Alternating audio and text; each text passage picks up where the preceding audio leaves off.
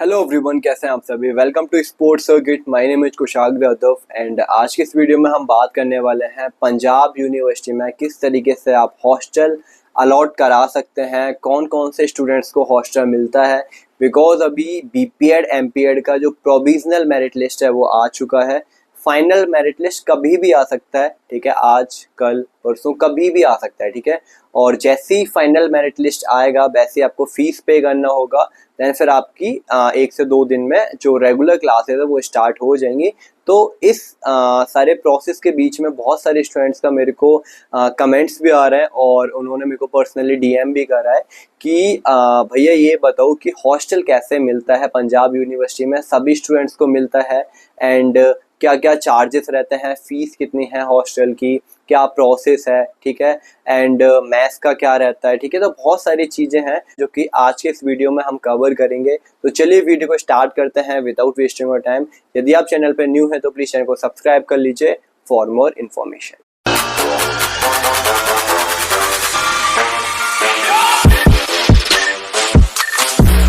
हाँ जी, तो सबसे पहले हम बात कर लेते हैं हॉस्टल के रिगार्डिंग, ठीक है। तो जो भी स्टूडेंट्स को एडमिशन मिलता है पंजाब यूनिवर्सिटी में बीपीएड और एमपीएड कोर्स में, तो सबसे पहले मैं जो सभी का डाउट रहता है कि सभी को हॉस्टल मिलता है या फिर कुछ स्टूडेंट्स को हॉस्टल मिलता है, तो मैं वो क्लियर करना चाहूँगा। यहाँ पे सभी को हॉस्टल नहीं मिलता है, ठीक है। एक टाइम के बाद सभी को हॉस्टल मिल जाएगा, बट स्टार्टिंग में सभी को हॉस्टल नहीं मिलता है। तो ये चीज़ आप भूल जाइए कि आप सभी को यहाँ पे हॉस्टल मिल जाएगा। बीपीएड में 34 सीट्स हैं, तो ज़रूरी नहीं है कि 34 स्टूडेंट्स को स्टार्टिंग में हॉस्टल मिलेगा।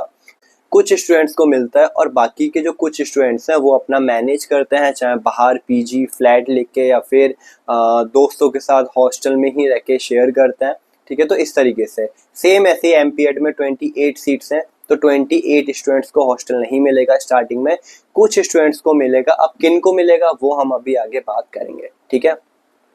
तो सबसे पहले मैं बता देना चाहता हूँ कि जो भी स्टूडेंट्स को हॉस्टल नहीं मिल पाता है उनको क्या करना है और किस तरीके से यहाँ पे मैनेज करना है।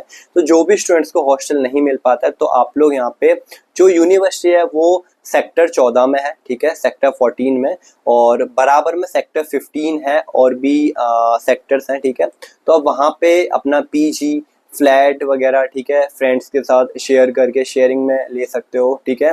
तो पीजी फ्लैट वगैरह आपको मिल जाएंगे, ठीक है। तो आप वहाँ पे अपना रह सकते हैं और अप डाउन आपको करना पड़ेगा मॉर्निंग क्लास के लिए, ठीक है, थ्योरी क्लास के लिए और इवनिंग क्लास के लिए। या फिर आप मॉर्निंग में आ जाइए, ठीक है, और शाम को फिर अपना जो भी क्लासेस वगैरह है, मॉर्निंग क्लास, फिर अपना थ्योरी क्लास, फिर अपना इवनिंग क्लास, ये सारे क्लासेस करके शाम को चले जाइए, ठीक है। बाकी रही बात ब्रेकफास्ट की, लंच की, डिनर की, वो आपको यहाँ पे हॉस्टल्स में आप कर सकते हैं। काफ़ी सस्ता है, अफोर्डेबल है, चाहे आप ब्रेकफास्ट की बात करो, चाहे आप स्नैक्स की बात करो, चाहे आप लंच की बात करो, डिनर की बात करो, कुछ भी चीज़, तो ठीक है। मतलब खाने के लिए काफ़ी यहाँ पे सस्ता है, तो आपको ऐसा प्रॉब्लम नहीं आने वाला है कि यदि बाहर कोई पीजी या फिर फ्लैट में रह रहा है तो उसको ऐसा प्रॉब्लम आएगा कि खाने का मैं कहाँ से अरेंज करूँगा, ठीक है, लंच में को कहाँ से मिलेगा, कैसे बनाना होगा, ये सारी चीज़ें। तो आप जो आपका लंच है, डिनर है, ठीक है, या फिर ब्रेकफास्ट है, वो आप यहाँ भी कर सकते हैं हॉस्टल्स में आके, कोई प्रॉब्लम नहीं है। बाहर का जो स्टूडेंट्स है, आउटसाइडर है, ठीक है, डे स्कॉलर है, वो यहाँ पे अलाउ है, ठीक है, कि आप कोई भी हॉस्टल में जाके कहीं पे भी कैंटीन में, मैस में, कहीं पे भी जाके अपना लंच डिनर एंड स्नैक्स वगैरह ये सारी चीज़ कर सकते हैं और अपना पे करिए और खाइए, ठीक है। तो इस तरीके से मैनेज कर सकते हैं। जिन स्टूडेंट्स को हॉस्टल नहीं मिलेगा उन स्टूडेंट्स की मैं अभी बात कर रहा हूँ, ठीक है। और जिन स्टूडेंट्स को हॉस्टल मिलता है, अब कौन कौन से स्टूडेंट्स को हॉस्टल मिलेगा, सबसे पहले हम बीपीएड एमपीएड दोनों की मैं बात करूंगा क्योंकि सेम प्रोसेस है, और साथ में मैं बॉयज़ और गर्ल्स की भी, मतलब सेम प्रोसेस सभी के लिए, चाहे वो बॉयज़ हो, चाहे वो गर्ल्स हो, या फिर बीपीएड एमपीएड कोर्स हो, ठीक है। तो देखो स्टार्टिंग में क्या रहता है, यहाँ पे 3 से 4 कैटेगरी रहती हैं। पहली जनरल कैटेगरी, ठीक है, and second SC ST and BC category, defence category, ठीक है। ये तो 4 से 5 कैटेगरी रहती है टोटल यहाँ पे, ठीक है।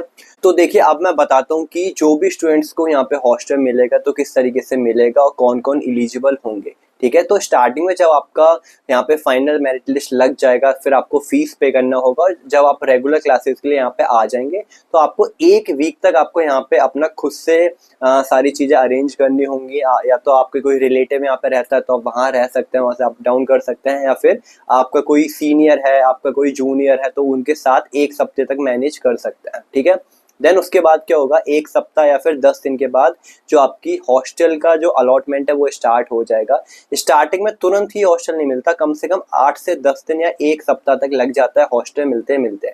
ठीक है। अब हॉस्टल किन किन स्टूडेंट्स को मिलेगा, देखो चाहे वो बॉयज़ है चाहे वो गर्ल्स है, मैं दोनों की यहाँ पे बात कर रहा हूँ। क्या प्रोसेस है, सेम प्रोसेस रहता है। ठीक है। चाहे वो बीपीएड के लिए हो चाहे वो एमपीएड के लिए हो। तो क्या है, देखो एक जो फाइनल लिस्ट आती है बीपीएड की, एक फाइनल लिस्ट आएगी एमपीएड की। ठीक है। जनरल कैटेगरी में जो भी स्टूडेंट्स टॉप करेंगे बॉयज कैटेगरी में, ठीक है, फर्स्ट और सेकंड वाले जो रहेंगे, और गर्ल्स कैटेगरी में, जनरल कैटेगरी में फर्स्ट और सेकंड रहेंगे, चाहे वो बीपीएड कोर्स हो चाहे वो एमपीएड कोर्स हो, उनको स्टार्टिंग में हॉस्टल मिलेगा। ठीक है। मतलब जनरल कैटेगरी से 2 स्टूडेंट्स रहेंगे, फर्स्ट और सेकंड वाले, एंड जनरल कैटेगरी से गर्ल्स में भी 2 रहेंगे, फर्स्ट और सेकंड वाले, उनको हॉस्टल मिलेगा स्टार्टिंग में। ठीक है। एंड सेम ऐसी एससी कैटेगरी में 1 सीट आएगी। ठीक है। एसटी कैटेगरी में भी 1 सीट आएगी, और जो आपका बीसी कैटेगरी है उसमें भी 1 सीट आती है। बट डिफेंस कैटेगरी में यहाँ पे हॉस्टल नहीं मिलता है, बहुत मुश्किल होता है। और मेरे पास एक एग्जांपल भी है, मेरे एक बैचमेट है, ठीक है, वो डिफेंस कैटेगरी से था, और अभी तक उसको, अभी हमारा 3rd सेमेस्टर चल रहा है यहाँ पे, अभी तक उसको हॉस्टल अलॉट नहीं हुआ है। और ये लोग बोल रहे हैं कि डिफेंस कैटेगरी के लिए यहाँ पे हॉस्टल नहीं होता है। ठीक है। तो डिफेंस वालों को थोड़ा प्रॉब्लम होती है कि हॉस्टल यहाँ पे नहीं मिलता है, तो वो लोग अपना मैनेज करते हैं, चाहे बाहर पीजी फ्लैट में या फिर कोई फ्रेंड्स वगैरह के साथ। ठीक है। अब देखो, जो भी स्टूडेंट्स जनरल कैटेगरी से बिलोंग कर रहा है उसकी रैंक आ रही है 1st, 2nd, 3rd, 4th आ रही है। ठीक है। तो उन स्टूडेंट्स को स्टार्टिंग के जो स्टूडेंट्स 1st और 2nd रैंक लेके आ रहे हैं जनरल कैटेगरी में, चाहे वो बॉयज में हो चाहे गर्ल्स में हो, तो उनको विद इन 10 डेज में हॉस्टल मिल जाता है फर्स्ट अलॉटमेंट के अंदर ही। ठीक है। और जो स्टूडेंट्स का 3rd, 4th, 5th, 6th rank रहता है, उनको 1 से 2 महीने बाद जब और सीटें आती हैं, ठीक है, तब हॉस्टल मिलता है। स्टार्टिंग में क्या रहता है कि हर एक कैटेगरी में, जैसे एससी एसटी में 1-1 सीट आती है, जनरल में 2 से 3 सीट आ जाती है बॉयज़ की, 2 से 3 सीट आ जाती है गर्ल्स की। ठीक है। तो वो स्टार्टिंग में मिल जाएगा। फिर जो उनके बाद जो है, ठीक है, मेरिट में, फिर उनको मिलता है 2 से 3 महीने बाद, फिर 1 से 2 महीने बाद उनको मिल जाता है। तो इस तरीके से मतलब फर्स्ट सेमेस्टर तक और सेकंड सेमेस्टर तक आप मान के चलो कि 70 to 80% स्टूडेंट्स को हॉस्टल मिल जाएगा। बट 20 to 30% स्टूडेंट्स रह ही जाते हैं जिनको हॉस्टल नहीं मिलता है 3rd सेमेस्टर तक, 4th सेमेस्टर तक। बट आप मान के चलो कि ऑलमोस्ट 60 to 70% जो स्टूडेंट्स रहेंगे जिनको हॉस्टल मिल जाएगा 1 साल खत्म होने से पहले पहले। आपको फर्स्ट सेमेस्टर में बहुत सारे स्टूडेंट्स को हॉस्टल मिल जाएगा। ठीक है। बाकी सेकंड सेमेस्टर के अंदर भी बहुत सारे स्टूडेंट्स को हॉस्टल मिल जाएगा। ठीक है। बट स्टार्टिंग में क्या है, स्टार्टिंग में जो हर एक कैटेगरी में जो टॉप कर रहे हैं उनका तो हॉस्टल कंफर्म है। बट उन लोगों को हॉस्टल यहाँ पे नहीं मिलता है जो चंडीगढ़ के near by, I think with in 20 kilometre and I think with in 10 to 15 kilometre जो रहते हैं स्टूडेंट्स, उनको यहाँ पे हॉस्टल नहीं मिलता है। ठीक है। तो ये चीज़ एक डिस्टेंस का भी यहाँ पे रहता है कि जो चंडीगढ़ के लोकल हैं उनको हॉस्टल नहीं मिलता है। ठीक है। इनका लोकल का एड्रेस है। अब बाकी देखो, हर एक कैटेगरी में जो टॉप करते हैं उनको स्टार्टिंग में मिल जाएगा, देन उसके बाद फिर वेटिंग लगती है। ठीक है। धीरे धीरे सबकी वेटिंग क्लियर रहती है और इस तरीके से हॉस्टल मिल जाता है। अब यदि मैं फीस की बात कर लूँ, देखो सभी के लिए सेम फीस है हॉस्टल, चाहे वो बॉयज़ हो गया चाहे गर्ल्स हो गया। जो आपके हॉस्टल रहेंगे वो 2 सीटर रहेंगे, एक रूम में 2 स्टूडेंट्स रह सकते हैं। ठीक है। और आपको वाईफाई वगैरह सारी फैसिलिटी मिलेगा। ठीक है।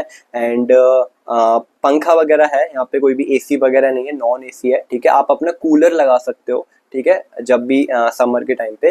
अब हम बात कर लेते हैं फीस का कि फीस कितना रहता है हॉस्टल का। तो 1 साल का जो हॉस्टल का फीस है मात्र 13,000 रुपये है।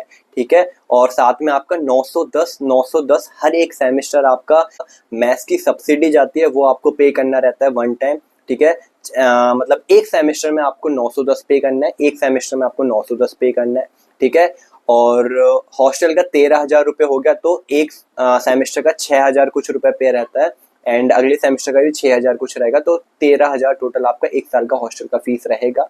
ठीक है। और साथ में आपकी सिक्योरिटी भी जाती है 6,000 रुपये। जब आप हॉस्टल खाली करेंगे 2 साल के बाद, बीपीएड या फिर एमपीएड खत्म होने के बाद, आपको सिक्योरिटी भी रिफंड हो जाएगी। तो वो 6,500 रुपये आई थिंक है, तो वो रिफंड हो जाती है, तो उससे हमें मतलब नहीं है। ठीक है। बाकी 13,000 खाली फीस है। और यदि मैं मेस का और कैंटीन का बात करूं तो जितना डाइट आप लेते हैं, ठीक है, आप मान के चलो आपने एक महीने में 10 दिन खाया और 10 दिन नहीं खाया, तो आपका जो काउंट होगा सिर्फ 10 ही दिन का काउंट होगा, ठीक है। ऐसा नहीं है कि जो अगले 10 दिन है वो आपने नहीं खाया वो भी काउंट हो रहा है, तो ऐसा नहीं होता यहाँ पे, ठीक है। जितना आप यहाँ पे इनटेक कर रहे हैं उतने ही चार्जेस आपको देने होंगे, ठीक है। एंड आप खाते रहेंगे, आपका जो बिल है वो बनता रहेगा, वो नोट करते रहते हैं, और लास्ट में, मंथ के लास्ट में आपका जो लिस्ट है वो पब्लिश कर दी जाती है कि किन किन स्टूडेंट्स का कितना बिल आया है, आप अपना ऑनलाइन बिल पे कर सकते हैं। तो इस तरीके से कैंटीन और मैस का रहता है। यदि मैं एक रफ आइडिया दूं कि कितना आ जाता है मैस का और कैंटीन का, तो मेनली तो डिपेंड करता है कि आप कितना इनटेक कर रहे हैं, कितना डाइट ले रहे हैं। बट मैं एक रफ आइडिया दूं तो आप 3,000 मान के चलो, 2,500 से 3,000 मान के चलो, आपका आ जाएगा मैस का, लंच और डिनर का। और बाकी 3 से 4,000 रुपये आप मान के चलो। बाकी डिपेंड करता है आप कितना खा रहे हो, कितना कंज्यूम कर रहे हो, ठीक है। बाकी 2 से 3,000 रुपये, 4,000 तक आपका कैंटीन का आ जाएगा, ब्रेकफास्ट का और स्नैक्स का, ठीक है। वो आपके ऊपर डिपेंड करता है आप कितना खा रहे हैं उतना ही बिल आएगा। यदि आप सिर्फ 1,000 रुपये का खाएंगे एक महीने में तो 1,000 का बिल आएगा, 3,000 का खाएंगे तो 3,000 का, 10,000 का खाएंगे तो 10,000 का। तो इस तरीके से पूरा रहता है, ठीक है। तो मैंने चार्जेस बता दिए, हॉस्टल का क्या है, मैस का क्या है, कैंटीन का क्या है, ये सारी चीज़ें, ठीक है। किस तरीके से हॉस्टल मिलता है सारी चीज़ें बता दी।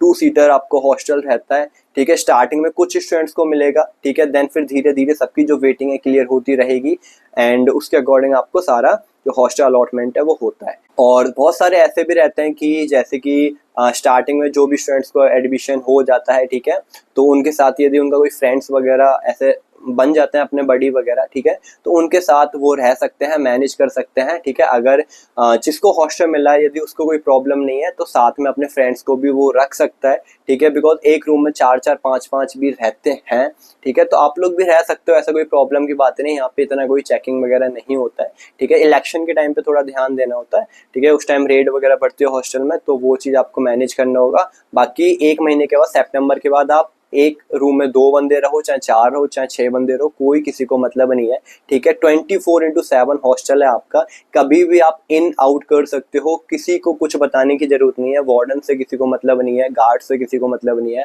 आप कभी भी बाहर जाओ, कभी भी बाहर आओ, ये गर्ल्स के लिए भी है, बॉयज़ के लिए भी है, तो ये चीज़ काफ़ी अच्छी है, ठीक है। फुल फ्रीडम है, आपको इंजॉय करना है, ठीक है। और हॉस्टल मिलता है तो बहुत अच्छी बात है, बिकॉज हॉस्टल लाइफ यहाँ पे काफ़ी अच्छी है, ठीक है। आपको लाइब्रेरी वगैरह मिल जाएगा, सारा चीज़ आप रात में 24/7, जब आपको पढ़ना है तब आप पढ़ने जा सकते हो, जब आपको खेलना है तब आप खेलने जा सकते हो। हॉस्टल के अंदर आपको कॉमन रूम मिल जाएगा, जिम मिल जाएगी, ठीक है, एंड पार्क मिल जाएंगे, गार्डन टाइप का मिल जाएगा, वॉलीबॉल कोर्ट मिल जाएगा, बैडमिंटन कोर्ट मिल जाएगा, बहुत सारे फैसिलिटी आपको हॉस्टल्स में मिल जाती हैं, ठीक है। ठंडा पानी मिल जाता है, वाटर कूलर्स वगैरह लगे हैं, आरओ वगैरह लगे हैं, बस यही सारी चीज़ें हैं।